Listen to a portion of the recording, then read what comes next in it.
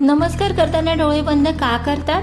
ही फक्त परंपरा नाही, त्यामागे एक सुंदर अर्थ आहे. देवाला नमस्कार करताना आपण हात जोडतो आणि अनेक जण काही क्षण डोळेही बंद करतात. त्यामागे मुख्य कारण म्हणजे मन बाहेरून आत वळवणे. डोळे बंद केल्यावर बाहेरचे दृश्य मन विचलित करत नाही. त्यामुळे नमस्कार अधिक एकाग्रतेने करता येतो. मानसशास्त्रानुसारही डोळे बंद केल्याने लक्ष केंद्रित करणे सोपे होते. हिंदू परंपरेनुसार नमस्कार म्हणजे समोरच्या व्यक्तीतील दैवी तत्वाला वंदन करणे.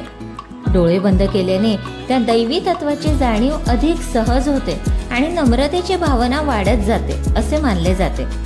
म्हणूनच नमस्कार करताना डोळे बंद करायलाच हवेत असं काही नियम नाही, पण श्रद्धा, एकाग्रता आणि अंतर्मुक्तेचे सुंदर प्रतीक म्हणून डोळे बंद करायला हरकत नाही.